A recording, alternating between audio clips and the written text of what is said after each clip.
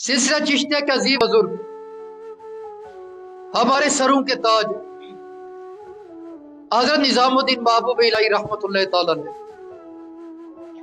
آپ بابا فرید کے مرید، بابا فرید حضرت قطب الدین بختیار کاکی کے مرید، آپ خواجہ غریب نواز کے مرید، خواجہ غریب نواز حضرت عثمان ہرونی کے مرید، اور یہ سلسلہ چلتے چلتے حضرت مولا علی علیہ السلام تک جا پہنچتے اور آپ سے سید الانبیاء تک جا پہنچتے۔ یعنی جب آپ اپنا ہاتھ ایک مرشد کامل کے ہاتھ میں دیتے، آپ ایک مرشد کامل کے ہاتھ میں جب اپنا ہاتھ دیتے تو بالواسطہ آپ اپنا ہاتھ حضرت محمد مصطفیٰ صلی اللہ تعالی علیہ وسلم سرکار کے مبارک ہاتھ میں دے رہے ہوتے ہیں۔ حقیقت میں اگر آپ اپنا ہاتھ مرشد کامل کے ہاتھ میں دیں تو خواجہ نظام الدین محبوب الہی رحمت اللہ تعالی علیہ آپ کی خدمت میں ایک شخص حاضر ہوا، آپ کی خدمت میں ایک شخص حاضر ہوا اور اس نے آ کر ایک سوال پوچھا۔ اگر آج کے مولوی کے سامنے کوئی شخص یہ سوال پوچھتا، کفر کا فتویٰ لگا دیتا اس پر کہ یہ واجب القتل ہے، یہ مرتد ہو گیا، اسلام سے خارج ہو گیا۔ لیکن بزرگان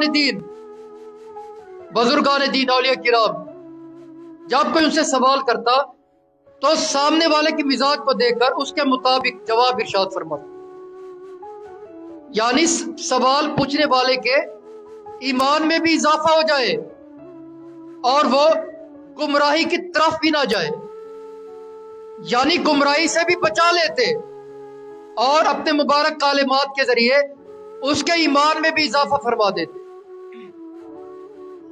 تو حضرت نظام الدین محبوب الہی رحمت اللہ تعالی آپ کی خدمت میں ایک شخص حاضر ہوا اور اس نے آ کر ایک سوال پوچھا۔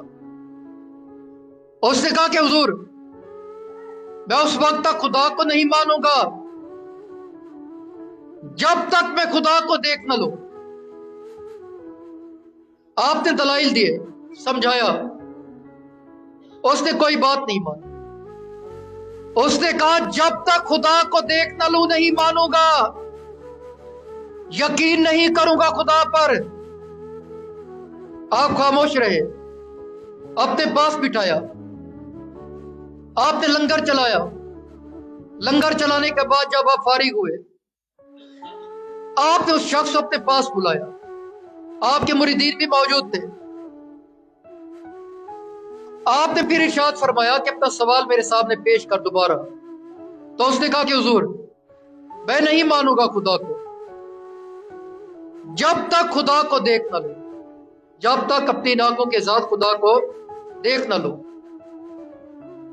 تو حضرت نظام الدین محبوب الہی رحمت اللہ تعالی آپ نے فرمایا، میں تمہارے سوال کا جواب تمہیں دیتا ہوں۔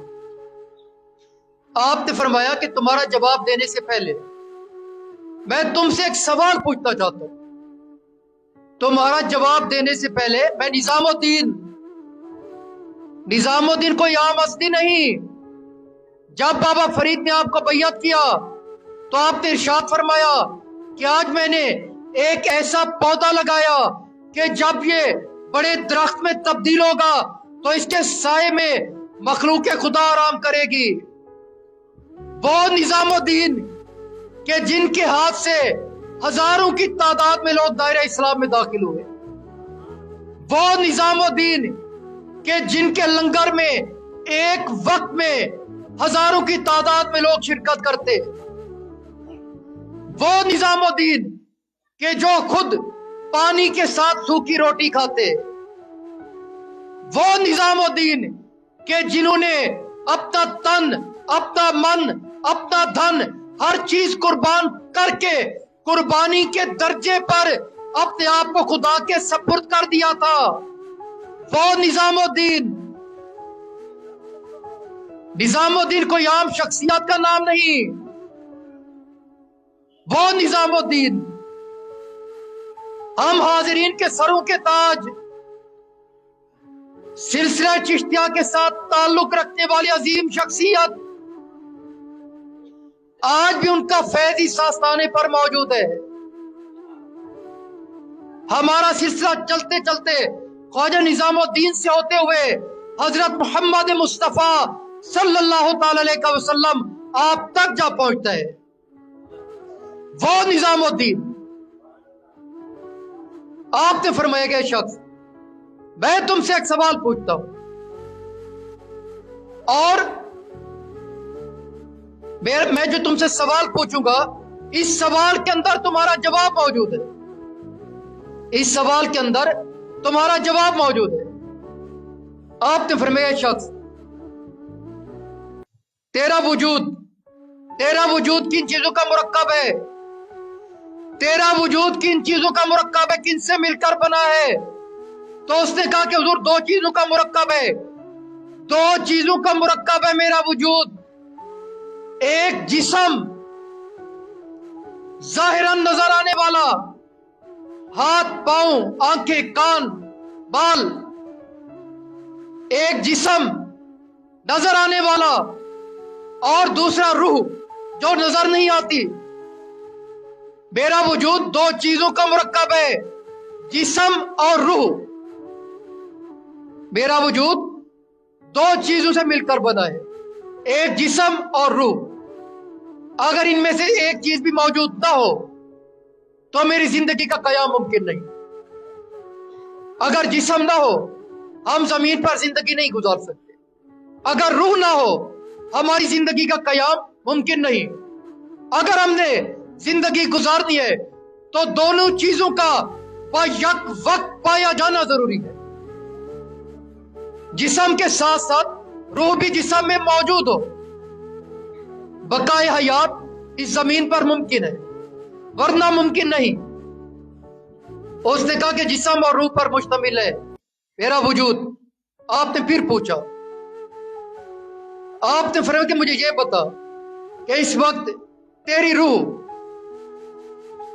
रूह तेरे जिस्म में किस मकाम पर मौजूद है? उसने जो सवाल किया था, क्या आप मेरे सामने खुदा का तायुन कर दें कि खुदा इस जगह पर है, मैं खुदा को देख सकूं, तब खुदा को मानूंगा। आपने फरमाया कि तेरा वजूद जिस्म और रूह पर मुश्तमिल है, लेकिन मुझे ये बता कि तेरी रूह इस वक्त तेरे जिस्म में किस मकाम पर मौजूद है? क्या तेरी रूह तेरे हाथ में मौजूद है?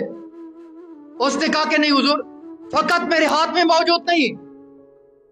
आपने फिर पूछा, क्या तेरी रूह तेरे सर में मौजूद है? उसने कहा कि हुजूर फकत सर में मौजूद नहीं। आपने फिर पूछा, क्या तेरी रूह तेरे सीने में मौजूद है? उसने कहा कि हुजूर फकत सीने में मौजूद नहीं।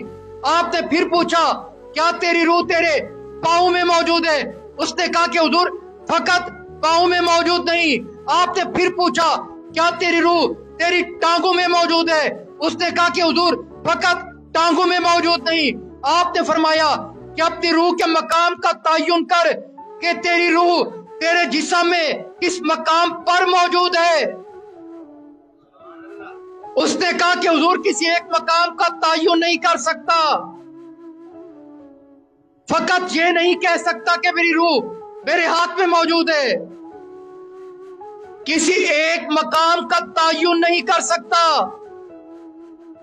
हुजूर मेरी रूह मेरे पूरे जिस्म में मौजूद है, सर से लेकर पांव तक मौजूद है, पूरे जिस्म में मौजूद है। किसी एक मकाम का मैं तयन नहीं कर सकता। हजरत निजामुद्दीन महबूब अलैहि रहमतुल्लाह ताला अलैह आप मुस्कुराने लगे। आपने फरमाया तेरे सवाल का जवाब तुझे मिल गया। छोटा सा जिस्म जो सर से लेकर पांव तक खत्म हो जाता है, इस छोटे से जिस्म में तो अपनी रूह के मकाम का तयन नहीं कर सकता। इस छोटे से जिस्म में तो अपनी रूह के मकाम का तयन नहीं कर सकता। ये नहीं कह सकता कि तेरी रूह तेरे हाथों में मौजूद, तेरे सर में मौजूद, तेरे सीने में मौजूद, तेरी टांगों में मौजूद, तेरे पाँव में मौजूद, बल्कि तेरी रूह तेरे पूरे जिस्म में मौजूद है। किसी एक मकाम का तयन नहीं कर सकता। आपने फरमाया जब एक छोटा सा जिस्म रखने वाला तो इंसान अपनी रूह के मकाम का तायुन नहीं कर सकता, तो वो खुदा जिसने लफ्ज़ कुन कहकर सारी कायनात को पैदा किया, वो खुदा जिसने चांद बनाया, वो खुदा जिसने सूरज बनाया, वो खुदा जिसने कहकशाएं बनाई, वो खुदा जिसने पहाड़ बनाए, वो खुदा जिसने परिंदे बनाए, वो खुदा जिसने दरिया बनाए, वो खुदा जिसने समंदर बनाए, वो खुदा जिसने बादल बनाए, वो खुदा जिसने सारी कायनात के हर एक जर्रे को पैदा किया। ऐ साइल, मैं उस खुदा की वजूद का तायुन किस तरह से कर सकता हूं जब तू तायुन नहीं कर सकता? जब तू तायुन नहीं कर सकता तो मैं उस खुदा के वजूद का तायुन किस तरह से कर सकता हूं? वो खुदा इस सारी कायनात में मौजूद है। जिस तरह तेरी रूह तेरे जिस्म में मौजूद है, वो खुदा इस सारी कायनात में मौजूद है, बल्कि कायनात से मावरा है, ज़मान व मकान से बालातर है, हमारी समझ से मावरा है। अल्लाह अकबर कबीर।